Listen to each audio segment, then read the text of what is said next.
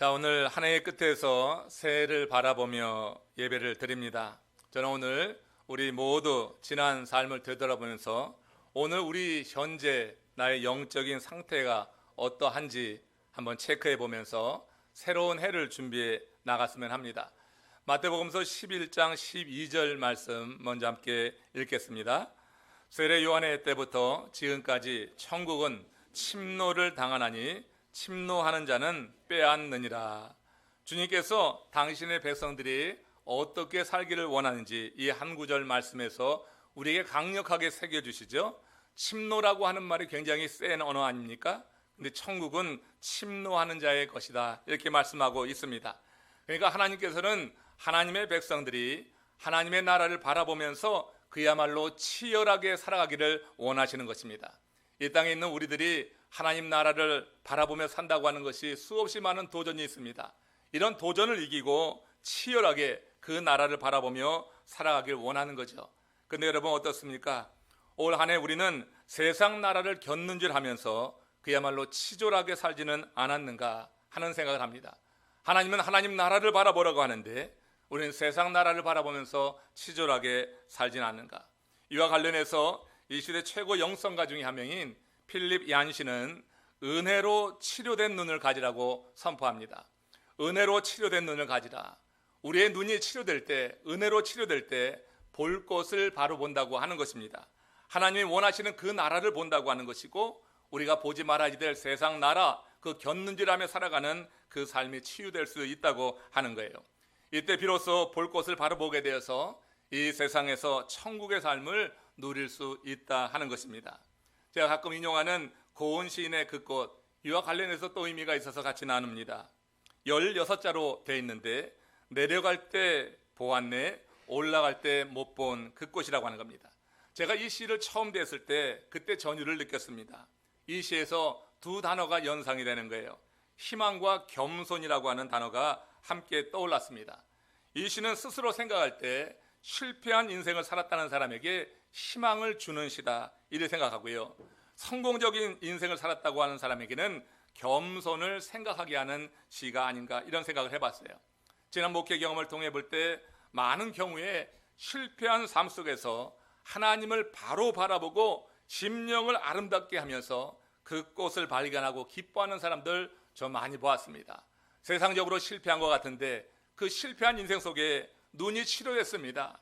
은혜로 치료됐습니다. 그게 하나님을 바로 보는 거예요. 그러면서 삶의 변화와 삶이 새롭게 열려지는 것을 보면서 기뻐하는 것 여러분 많이 보았습니다.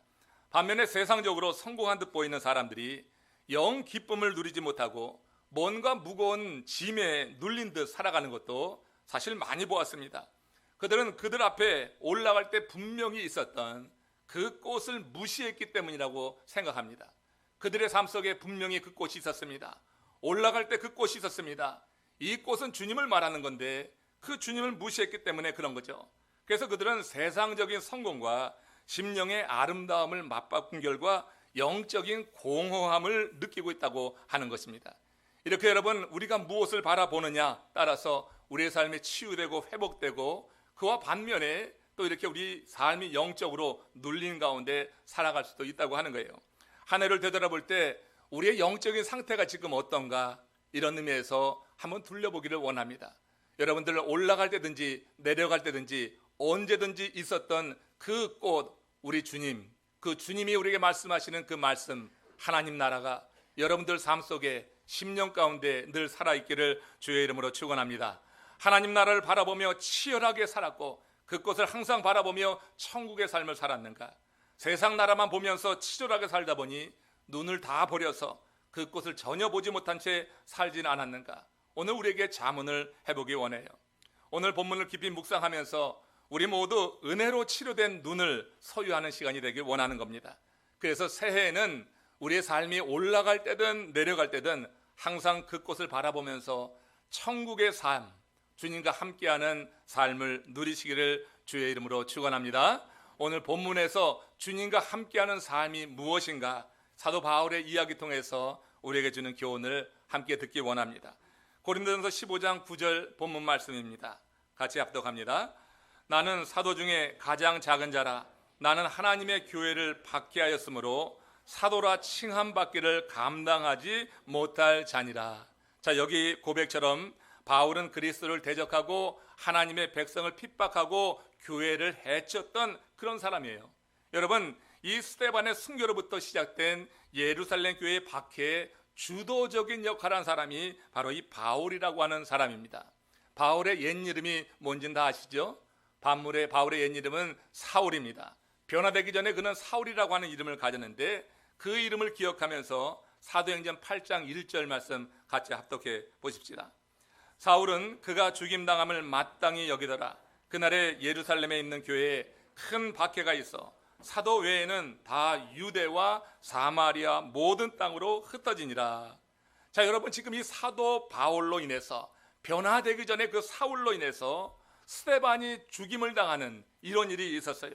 그날에 예루살렘의 교회에 큰 핍박이 일어나면서 사도 외에 유대와 모든 사람들이 유대와 사마리아 모든 땅으로 흩어졌어요. 그야말로 이 사도 바울은 변화되기 전에 사울이었을 때 교회를 완전히 박살내는데 일조했던 사람이라고 하는 거예요. 이런 그가 그리스도의 사도가 되었다고 하는 그 사실이 하나님의 은혜가 아니고는 설명할 수가 없다고 하는 거예요.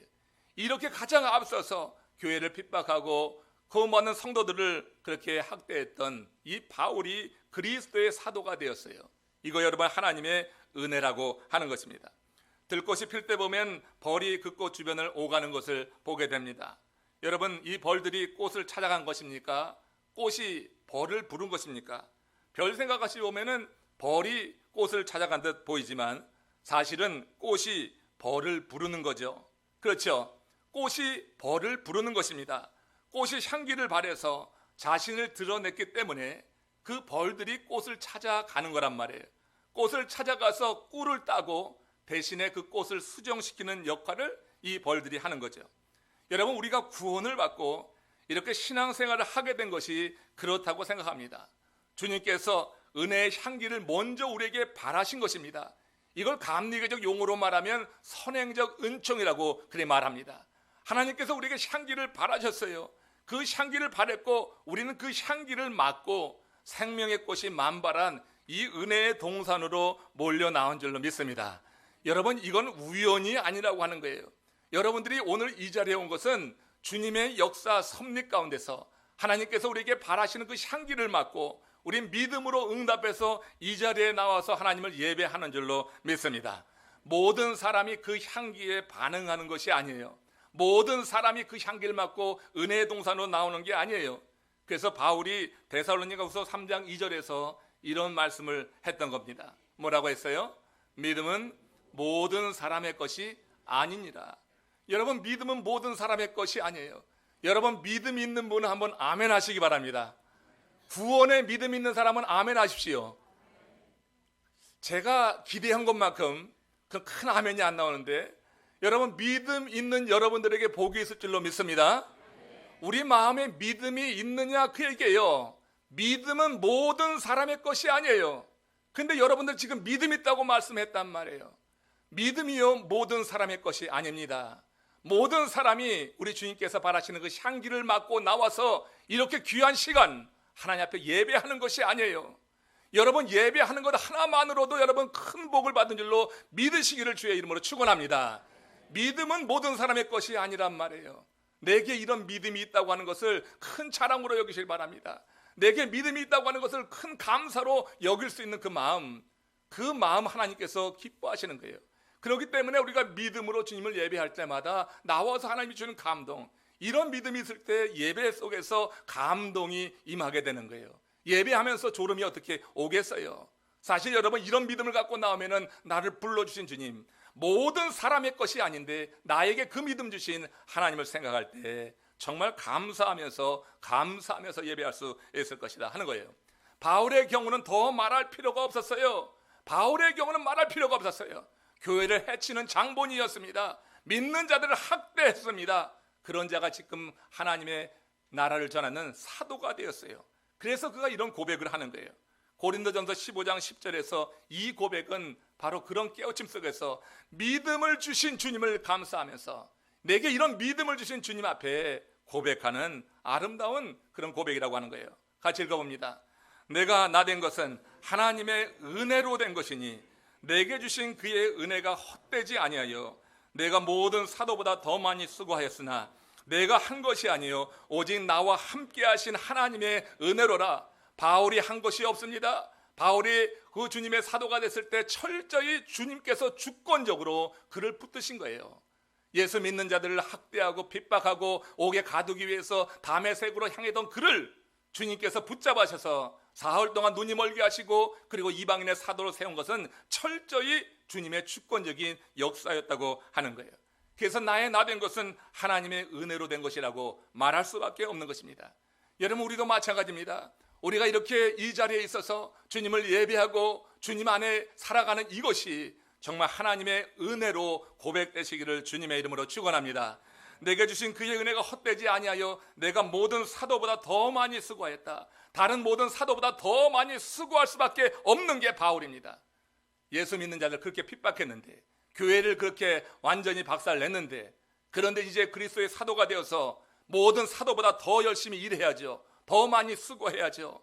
그는 여러분 그 모든 수고가 그러기 때문에 내가 한 것이 아니라 나와 함께 하신 하나님의 은혜라고 고백하고 있는 거예요. 우리가 여러분 죽을 죄인들이었습니다. 우리는 괴수 중에 괴수라고 고백했던 바울처럼 그렇게 세상에 속해 살아가던 그런 사람들이에요. 이제 우리가 구원받았습니다. 우리도 이런 고백을 해야 될 줄로 믿습니다. 무언가 조금 이룬 게 있습니까? 여러분들이 올 한 해 사역해오면서 여러분들로 인하여서 우리 교회가 그 사역으로 말미암아서 빛을 드러낸 것이 있습니까? 그 모든 것이 하나님의 은혜라고 고백할 수 있기를 축원합니다. 수고하셨습니까? 지난 여러분 이 성탄절에 보니까 우리 1, 2부 성가대가 얼마나 준비를 잘해서 찬양을 하는지 너무나 은혜를 받고 감동을 받았어요. 정말 열심히 잘 준비하셨습니다. 그거 준비하느라고 저들 여러분 시간 다 쪼개내서 그 바쁜 시간에 늦게 나와서 많은 시간을 들여서 준비했습니다. 저들의 수고를 주님께서 기억하실 줄로 믿습니다. 그러나 여러분 그 모든 수고를 했다 할지라도 이 수고했으니 나를 알아달라고 하는 것은 옳지 않은 거예요. 어떤 수고를 했든지 바울처럼 내가 모든 사도보다 더 많이 수고하였으나 내가 한 것이 아니라 오직 나와 함께 하신 은혜인 줄로 믿으시기를 축원합니다. 우리가 시간을 들였다고 하면 그것도 하나님의 은혜라고 하는 거예요. 하나님의 은혜가 임하지 않으면 수고하지 않습니다. 하나님의 은혜가 임하지 않으면 우리 사역하지 않습니다. 하나님의 은혜가 있기 때문에 여러분들이 올 한 해 그 사역이 무엇이든지 그 사역에 여러분이 참여하면서 그 사역을 통해서 하나님께 영광 돌린 줄로 믿습니다. 철저히 하나님의 은혜예요. 내가 잘난 게 아니에요. 내가 갖고 있는 달란트를 보면 참 부족한 게 많아요. 나라고 하는 사람이 그렇게 악해요. 그렇지만 우리를 쓰신 주님이 계셔서 우리가 그 사역을 이루어냈다고 하면 우리는 하나님의 은혜라고 하는 것, 내가 모든 사도보다 더 많이 수고했지만 내가 한 것이 아니라 오직 나와 함께 하신 하나님의 은혜라고 고백했던 바울처럼 우리는 모든 사역을 통하여서 하나님께만 영광을 돌려야 될 줄로 믿습니다. 그러면 하나님께서 더 큰 은혜를 우리에게 주시는 거예요. 내가 하나님께 영광을 돌릴 때 하나님은 더 큰 은혜를 주셔서 우리들 마음 가운데 자원하는 심령을 주시고 이 자원하는 심령을 가지고 일하기 때문에 힘들지 않고 거기에 열매가 맺혀지는 이런 선순환이 이루어지면서 하나님의 나라는 더 확장되어 나가게 될 줄로 믿습니다. 바울은 이렇게 내가 나 된 것은 하나님의 은혜로 된 것이라고 고백할 뿐만 아니라 자신이 이룬 업적이 있다고 하면 그건 역시 하나님의 은혜로 인한 것이라고 이렇게 아름답게 고백을 하고 있어요. 사실 바울이 전도하던 현장을 보면은 늘 고난이 있었습니다. 늘 박해가 있었습니다. 바울은 자신이 그 고난을 뚫고 사역의 열매를 맺을 수 있었던 것이 그것이 하나님의 은혜였다고 했어요. 그래서 고린도후서 11장 23절에서 그가 이렇게 하나님의 사역을 감당하면서 겪었던 많은 어려움들, 많은 그런 아픔들을 이렇게 쓰고 있습니다. 유명한 고백입니다. 같이 한번 읽겠습니다. 내가 수고를 넘치도록 하고 옥에 갇히기도 더 많이 하고 매도 수없이 맞고 여러 번 죽을 뻔하였으니 유대인들에게 40에서 한 번 감한매를 5번 맞았으며 3번 태장으로 맞고 1번 돌로 맞고 3번 파선하고 일주야를 깊은 바다에서 지냈으며 여러 번 여행하면서 강의 위험과 강도의 위험과 동족의 위험과 이방인의 위험과 시내의 위험과 광야의 위험과 바다의 위험과 거짓 형제 중에 위험을 당하고 또 수고하며 애쓰고 여러 번 자지 못하고 줄이며 목마르고 여러 번 굶고 춥고 헐벗었노라. 세상에 지금 이 바울이 당한 이런 일들을 우리가 한두 가지만 겪어도 우리는 그 사용 못한다고 말할 것입니다. 하나님이 주신 은혜가 있어서 바울은 이 모든 고난을 이기고 선한 열매를 맺은 줄로 믿습니다. 가만히 보면 여기서 한두 가지만 우리에게 임해도 우리 다 포기한다고 하잖아요. 못하겠다고 하잖아요. 근데 여러분, 이 바울은 이 많은 고난을 당하면서도 그것을 이겨냈어요. 하나님의 은혜라고 그래서 말하는 거예요. 하나님의 은혜가 있어서 내가 이 모든 고난을 이겨내고 선한 열매를 맺을 수 있었다. 바울이 지금 이렇게 간증하는 것은 자기가 한 일을 자랑하기 위함이 아니라고 하는 거예요. 내가 이런 일을 했다, 내 수고를 좀 알아다고, 이것이 아니라고 하는 거예요. 내가 이런 어려움이 있었지만 그럼에도 불구하고 이것을 뚫고 선한 열매를 맺을 수 있었던 것, 그것은 하나님의 은혜가 있었기 때문이다. 하나님의 은혜가 있었으니까 정말 불가능한 이런 일들을 내가 이루었지, 이거지. 이 얘기하면서 나를 좀 알아줘 하는 게 아니라고 하는 거예요.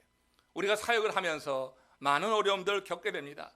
이 정도의 어려움은 아니라 할지라도 지금 오늘 이 시대에 우리가 참 감당하기 어려운 많은 어려움들이 올 때가 있습니다. 말할 수 없는 섭섭한 순간도 오기도 합니다. 마음 가운데 갈등이 일어날 때도 있습니다.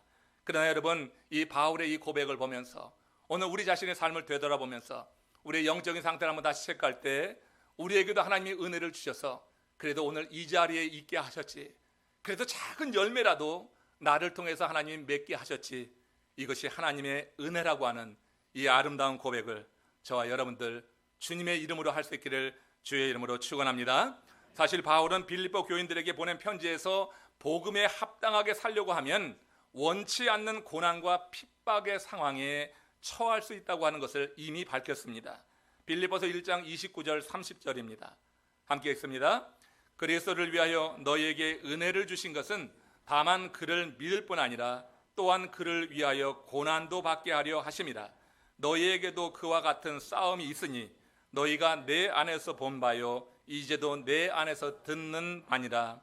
그리스도께서 우리에게 은혜를 주실 때, 하나님의 은혜를 주실 때는 우리에게 믿음을 갖게 할 뿐만 아니라 또한 그를 위해서, 그리스도를 위해서 고난도 받게 하려 하십니다.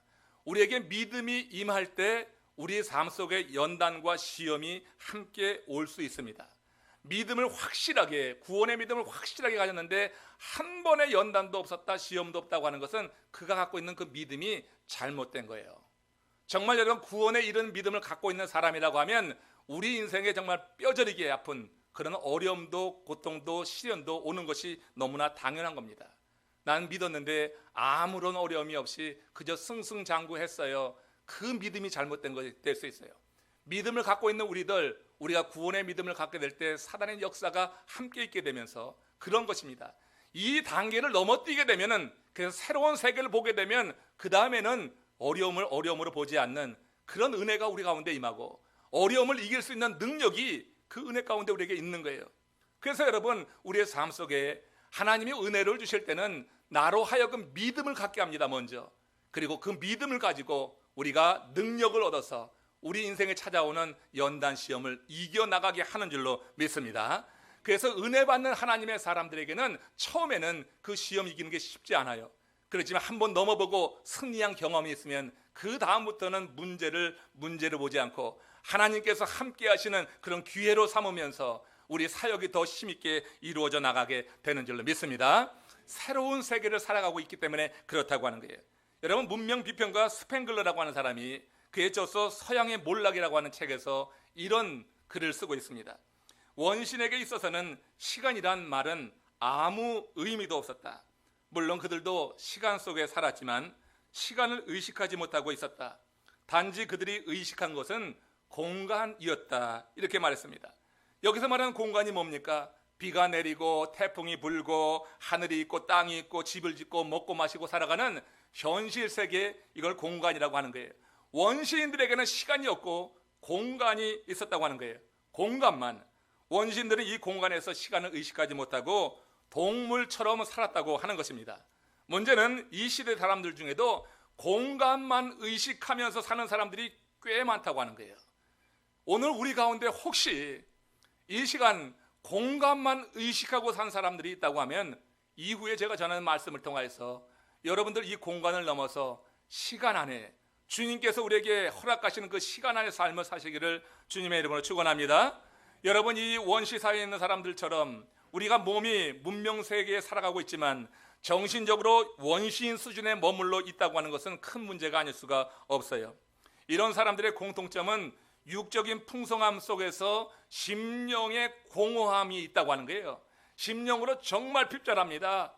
번지르하고 화려하고 잘 되는 것 같아요. 그런데 진짜로 심령이 그렇게 공허한 것입니다. 그 부작용으로 나타나는 게 불안입니다. 염려, 근심, 두려움, 원망, 불신, 의심, 이런 것들이요 우리 심령의 공허함 속에서 우리에게 일어나는 거예요.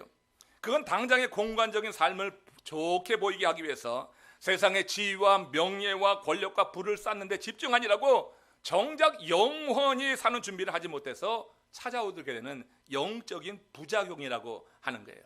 우리가 여러분 무엇을 바라보고 살아가느냐, 이거 대단히 중요한 것입니다. 공간에서의 삶만이 아니라 시간을 의식할 수 있는 하나님의 사람들 되시기를 주의 이름으로 축원합니다. 그 시간의 삶이라고 하는 것이 무엇이냐? 우리 모세가 한 이야기를 보여서 한번 살펴봅니다. 시편 90편 12절 말씀입니다. 같이 읽습니다. 우리에게 우리날 계수함을 가르치사 지혜로운 마음을 얻게 하소서. 이것은 모세가 이스라엘 백성을 위해서 중보기도한 내용입니다. 여기서 모세는 그 백성이 공간 속에서 세속적 성공을 이룰 것만을 위해서 기도하지 않습니다. 중보기도해주면 우리가 그런 걸 원하지만 모세는 그걸 위해서 기도해 주지 않았어요. 모세는 그 백성이 시간 속에서 영원한 삶을 준비하며 살아가기를 지금 기도하고 있는 거예요. 그들이 시간을 의식하고 단지 공간 안에서만 먹고 입고 사는 동물적인 삶을 사는 것이 아니라 이 공간 안에서 시간을 인식하는 가운데 영원한 삶을 준비하며 살아가기를 지금 기도하고 있는 거예요. 여기서 말하는 시간, 하루 세 끼 밥 먹는 시간을 말하는 게 아닙니다. 존재론적인 시간이라고 어렵게 말할 수 있어요. 이 땅에 남아있게 될 시간입니다. 이 땅에 우리가 얼마나 남아있게 되는가, 그 시간에 대한 인식이라고 하는 거예요. 그걸 깨닫게 해달라고 모세는 기도하고 있는 것입니다. 그 시간에 깨달음이 있어야지 공간을 넘어서 하나님이 원하시는 영원한 세계를 바라보는 그런 하나님의 사람들이 될 수 있기 때문에 그래요. 사람들은 대개 죽음이 임박하기 전에는 자신에게 남은 시간에 대해서 크게 의식하지 않고 살아가는 듯합니다. 근데 한 번만 아파보세요. 어떻게 됩니까?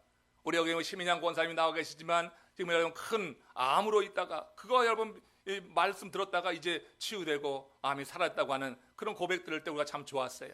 그때 여러분 우리 신권사님 제일 먼저 한 게 뭔지 아세요? 폐물을 자녀들에게 나눠주는 거였어요. 준비하는 거였어요. 우리에게 여러분 이런 마지막 순간이 이렇게 찾아올 때 우리가 하는 일이 뭐냐면은 그때 가서 인식하는 거예요. 마지막 순간을 인식하는 거예요. 그러니까 갖고 있는 귀한 거 자녀들에게 나눠주는 거예요. 그런데 지금 다 치유됐어요. 갑자기 암이 다 사라졌어요. 나눠준 거 걷어들일 수도 없고 아주 곤란하게 되었어요. 예? 이제 내년 1월 7일에 마지막으로 큰일이 나면 끝난다고 합니다. 여러분 그 암이라고 하는 선고가 얼마나 사람을 두렵게 합니까? 지난 40일 동안 열심히 기도하시고 주일에 올 때마다 사무실에 오셔서 기도를 받고 하시면서 하나님이 도우셔서 그야말로 하나님의 역사 속에서 암이 깨끗하게 사라지고 말았어요. 나눠준 건 그냥 나눠준 대로 두시기 바랍니다. 더 좋은 거를 자녀들이 사주시기를 주의 이름으로 축원합니다. 이 말을 꼭 자녀들에게 전하시기를 바랍니다. 여러분 우리가 지혜를 얻게 되는 것, 하나님이 베푸신 은혜로 인하여 사람이 지혜의 마음을 얻게 되면 가장 먼저 생각하는 것이 바로 시간에 대한 인식이라고 하는 거예요. 하나님이 주신 은혜로 인해서 가장 먼저 내 마음이 지혜를 얻게 되면서 하는 것이 시간이에요. 시간. 내 시간이 얼마나 남았는가. 그리고 이 짧은 이 세상에서의 시간만이 아니라 영원한 시간을 바라보는 그런 눈이 열리게 된다고 하는 거예요. 그러면서 이 바울처럼 이런 고백도 우리가 할 수 있는 건데 에베소서 5장 15절에서 16절 말씀입니다. 같이 읽겠습니다. 그런즉 너희가 어떻게 행할지를 자세히 주의하여 지혜 없는 자 같이 하지 말고 오직 지혜 있는 자 같이 하여 세월을 아끼라. 때가 가니라. 지혜 있는 자는 세월을 아낀다는 거예요. 돈이 아니라 시간을 아낀다고 하는 것입니다. 남은 날을 계수하는 지혜 있는 사람에게 시간의 가치는 돈과는 비교할 바가 되지 않는 거예요. 바울은 하나님의 은혜를 크게 받은 사람입니다. 그 구의 삶은 철저히 공간적인 이 삶을 벗어나서 시간 안에 살아가는 삶으로 변화되었다고 하는 거예요. 남은 시간을 계수하면서 내게 남은 시간 안에서 내가 받은 은혜가 이렇게 많은데 하나님께서 나 같은 죄인, 괴수 중에 괴수 같은 나를 구원하셔서 내게 이렇게 새로운 생명을 주시고 새로운 세계에 살아가는 기쁨을 주셨는데, 하나님께서 사랑하는 그 영혼들에 대해서 이 남은 시간에 관심하게 한다고 하는 거예요. 그런 자신이 이 세상이라는 공간 안에서 이룩한 모든 것을 아낌없이 내려놓으면서 하나님의 은혜로 눈이 열려서 영원한 시간의 삶을 바라보며 나가는 삶으로 완전히 바뀌게 되었다고 하는 거예요. 그래서 바울은 지상에서의 남은 삶을 계수하면서 한 명이라도 더 구원하기 위해서 세월을 아끼라고 그렇게 편지를 받아드는 이들에게 요청하면서 스스로는 온갖 고난을 무릅쓰고 복음 전하는 삶의 전 삶을 다 바쳤다고 하는 것입니다. 사랑하는 성도 여러분들, 우리의 삶이 과연 영적으로 어떤 상태에 있는가, 우리 자신 한번 둘러보며 나를 살피기 원합니다. 제가 지난주 우리 교회에서 열린 이동서점에서 신간 몇 권을 구입했습니다. 교회 도서관 비치용으로 구입을 했어요. 그 중에 윤소정이라고 하는 젊은 작가가 쓴 인문학 습관이라고 하는 책을 읽으면서 참 은혜를 받았습니다. 흥미로워서 한숨에 읽어버렸는데, 저자는 그 책에서 인문학을 인간에 대한 연구라고 간단히 설명하고 실제적인 예들을 많이 썼습니다. 거기서 자신이 크게 영향받았다고 하면서 소개하는 화가가 있었습니다. 르네 마그리트라고 하는 화가입니다. 이 르네 마그리트, 그의 자화상을 소개했던 거예요. 이 자화상, 그가 그린 그림을 보면 한 화가가 탁자 위에 알을 바라보고 있죠. 근데 캠퍼스에는 비상하는 새가 있습니다. 화가는 알을 바라보면서 그 화폭에는 비상하는 새, 날아오르는 새를 그려 놓은 거예요. 화가는 알의 현재의 모습, 탁자 위에 있는 그 모습을 그린 것이 아니라 그 안에 있는 생명체를 보고 이 생명체가 알을 깨고 나와서 비상하는 그 미래의 모습을 그렸다고 하는 것입니다. 그리고 자화상을, 그 제목을 자화상이라 이렇게 붙인 거예요. 갤러리들이 여러 가지로 생각할 수 있는 그림입니다. 그는 이런 말을 더했습니다. 현상에 자신의 시각이 더해지면 새로운 생명이 될 수 있다. 알이라고 하는 이 현상에 자기의 새로운 시각이 더해지니까 생명이 되는 거예요. 그 안에 생명체를 보고 생명체의 미래를 끌어내는 이런 능력을 말하고 있는 것입니다. 제가 이 책에서 새롭게 안 사실이 하나 있는데, 그게 깨닫는다고 하는 말입니다. 깨닫는다고 하는 것이 뭐냐면은 깨트린다고 하는 것과 다다른다고 하는 두 단어가 합성해서 이루어진 거라고 하는 거죠. 깨닫는다고 하는 것이, 깨트리는 것이 먼저입니다. 그리고 다다른다고 하는 것입니다. 그는 헤르만 헤세의 말을 인용해서 기존의 나를 깨트려야 새로운 세계로 나갈 수 있다, 이렇게 주장을 해요. 기존의 나를 깨트리고 그리고 새로운 세계로 나가는 것, 이걸 깨닫는다고 하는 것입니다. 이 생명체가 껍질을 깨는 일이 고통스럽고 귀찮다고 해서 껍질을 깨는 결단을 하지 않으면 저 알은 어떻게 될까요? 알은 그냥 골마 터지는 거예요. 아니면 남의 집에 그 부엌에서 계란 후라이로 변화되는 거예요. 저 알이요, 그 생명체가 껍질을 깨는 결단을 하지 않으면 그냥 그 알 상태로 있으면서 곪게 되는 것이다.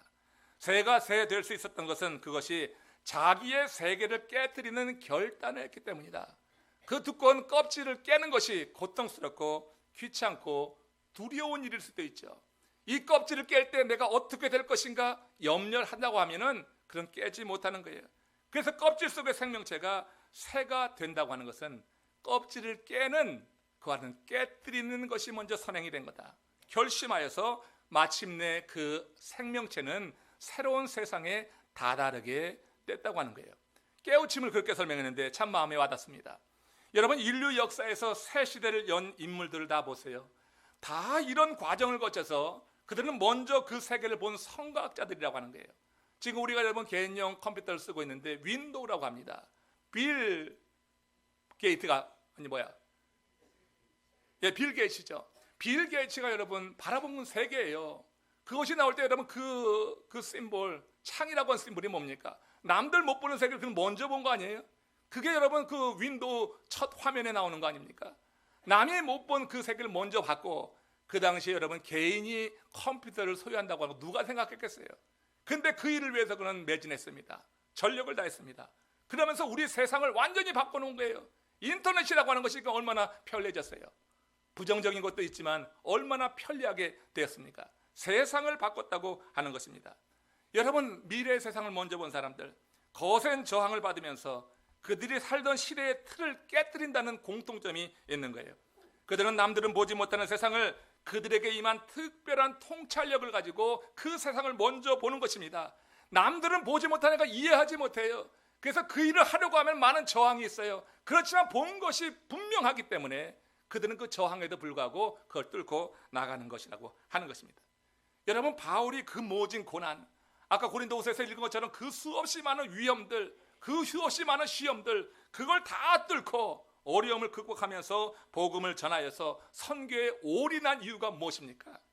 여러분, 주님은 바울을 쓰시기 전에 그를 사흘간 눈을 멀게 하셨습니다. 육신의 눈을 완전히 멀게 하시고, 그리고 육신의 눈이 멀었던 그 시간에 하나님은 그의 영의 눈을 열어주셔서 그 나라를 보게 하신 거예요. 그 나라를 보고 나니까 이제 이 세상의 이 일이 그냥 그런 거예요. 그래서 그는 배설물처럼 여겼다고 하고, 그리고 그의 삶은 완전히 그 나라를 바라보는 삶으로 변화된 거예요. 깨달은 거예요. 깨트리고 그 다음에 깨트리고 다다르게 된 것이에요. 그 당시에 여러분, 율법이 다스리고 있었던 사회였습니다. 그는 바리새인 중에 바리새인이었습니다. 그 율법주의 사회에서 빠져나온다고 하는 것은 상당히 두려운 일입니다. 거기서 빠져나온다고 하는 것은 생명의 위험이 있는 거예요. 실제로 유대인들이 얼마나 바울을 죽이려고 했어요. 그렇지만 새로운 세계를 바라보고 나니까 빠져나오는 거예요. 저항이 있어도 빠져나오는 것이고, 그 세계를 바라보면서 그 세계에 합당한 삶을 살아가게 되었다고 하는 것입니다. 괴수 중에 괴수인 자신을 버리지 않고 사명을 주시는 하나님의 은혜가 또한 깊게 깨달아지게 되는 거예요.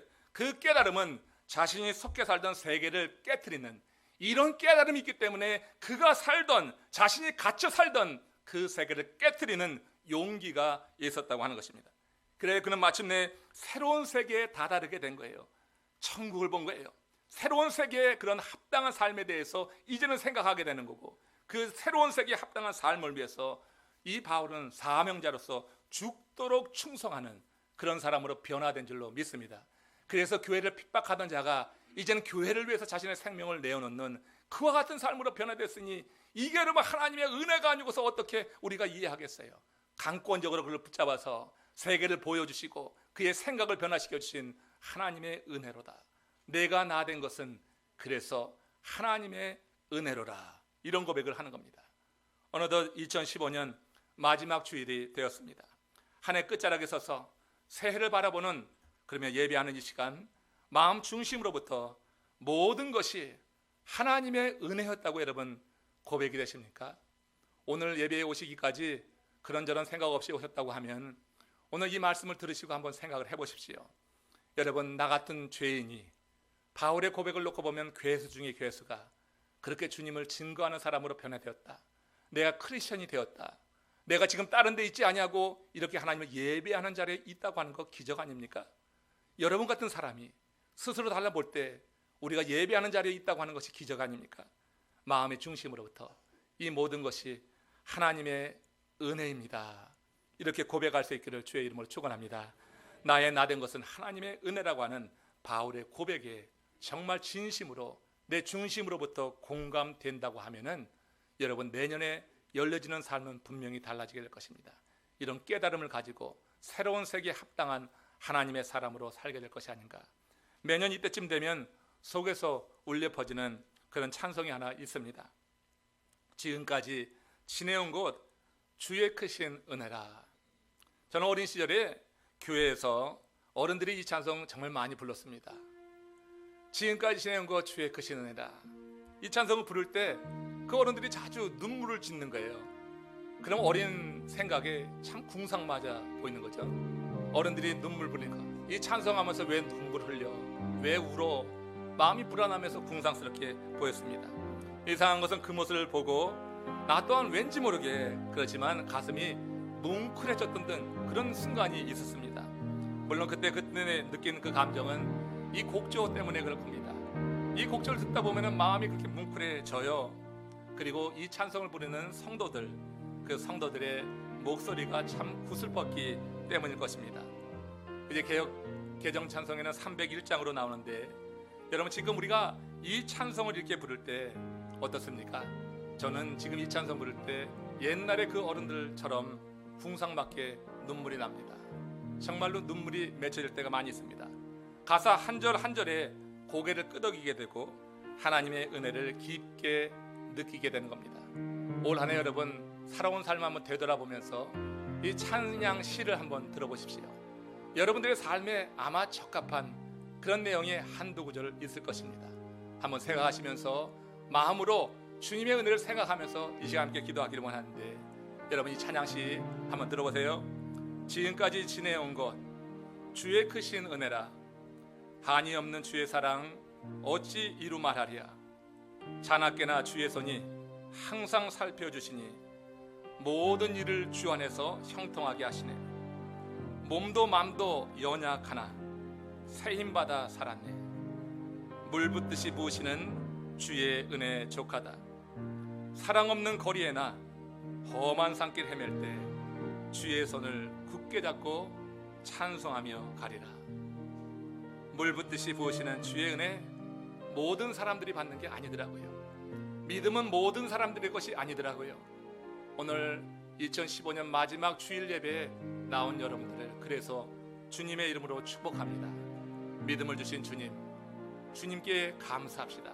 베푸신 은혜를 기억하면서 이 시간 고개 숙여서 함께 기도하며 주님의 은혜를 찬양하기 원합니다.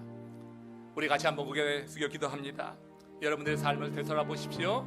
올 한 해를 되돌아보면서 주님의 날 붙잡았던 순간이 분명히 있을 것입니다. 위험한 수렁에서 건지셨던 곳, 위험에 놓였을 때 우리를 지켜주시고 보호해 주셨던 그 순간들, 말할 수 없는 고통으로 눈물 짓는 그 시간에 우리를 위로해 주셨던 하나님의 손길, 여러분 인생살이 가운데 누구나 한 번씩 있을 것인데 그런 순간을 생각하시면서 오늘 이 자리에 있게 하신 주님, 믿음을 주신 주님을 찬양합니다. 우리 다 같이 합심으로 함께 통성으로 기도하시겠습니다.